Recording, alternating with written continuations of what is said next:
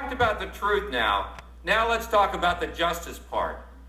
You know, when the authorities can't protect you, they've got no business and no authority trying to deny you the right to protect yourself. It's not right, it's not just, but it's exactly what they did down in New Orleans after Hurricane Katrina. If you want to see injustice on a catastrophic scale, look at what happened in New Orleans.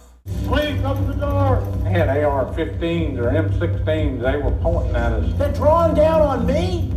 And they let the looters run rampant for over a week? Are you kidding me? I really thought they were going to kill me. I really did. They didn't care what your rights were. They were going to deny it. You're letting the thugs get away with everything, and you're coming to honest, good citizens and taking away their protection, and it is wrong. Wrong, wrong. But still, the order had been given for police and National Guard to go house to house, often with guns drawn, to evacuate residents and confiscate their firearms. No one will be able to be armed. We're going to take all weapons. We became fearful for our lives. When we didn't see a policeman, and we couldn't call 911 up. And until this occurrence here, I didn't realize what the necessity was for it. But now I do. Now I'm going to get me a gun. I'm going to learn how to use that gun. I'm going to protect my home. Go get one. If you're an honest citizen, get one if you're in fear. I had my Bible and I had my gun, and I knew I was safe. We're in the right order. After all, he was a local preacher. The most important right we have as Americans is the freedom of speech, and that includes the freedom of religion. It's first in the Constitutional Bill of Rights because without it, none of the rest would be possible. The right to bear arms is the Second Amendment because without it, we could not protect the First Amendment. The recent Supreme Court decision simply stated the obvious as it is written in the Bill of Rights, quote, a well-regulated militia being necessary to the security of a free state, right of the people to keep and bear arms shall not be infringed, end of quote.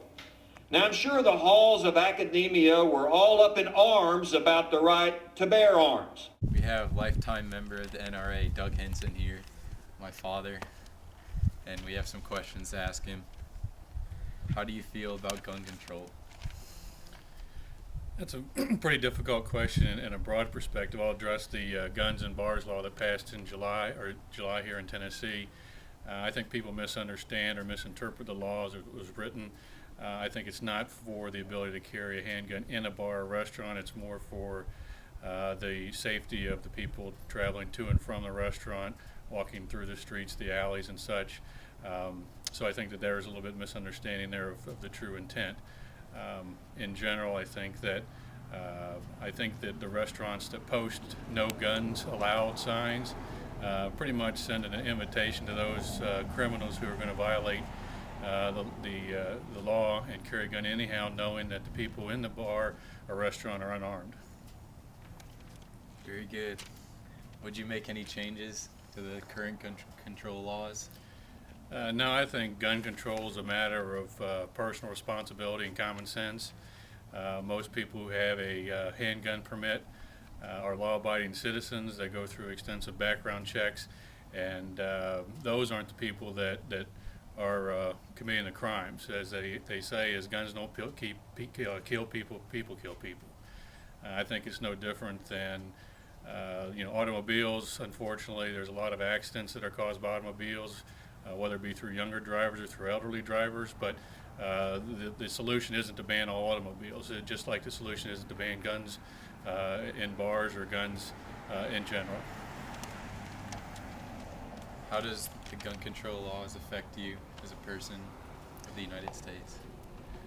In Tennessee, I think we have fair gun control laws.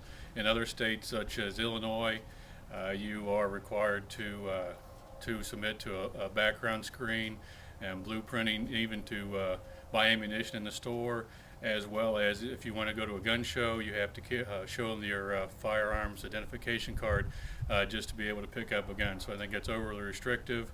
And so in terms of the Tennessee state laws, I think they're fair and follow the premise of the Second Amendment, which is a right to bear arms. Very good. Thank you, sir. Thank you.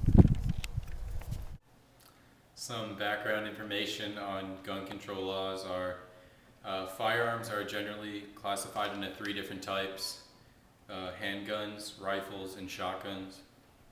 And 307 million people populate the United States, and there are about 300 million firearms owned by civilians, and about 100 million handguns. A recent Gallup poll talked about like what kind of people own guns, and 41% of Republicans own guns, 23% of Democrats, 47% of males, 13% of females, and 47% of each household owned a gun. The reasons for their gun owning purposes are 67% protection against crime, 66% for target shooting, and 41% on hunting purposes. During 2008, there were about 16,272 murders, and about 67% of those occurred with firearms. To conclude this video, Clark and I would like to share our thoughts. We think that gun control laws in Tennessee are where they should be. They are not too strict, but not too loose. When it comes to gun control and bars, the laws should be the same as they are anywhere else in Tennessee. The state is doing a good job in keeping our rights protected, and also the Second Amendment.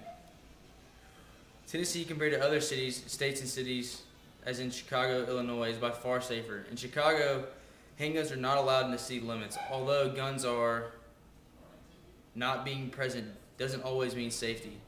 Chicago has among the top 3 crime rates of cities in the United States. The end.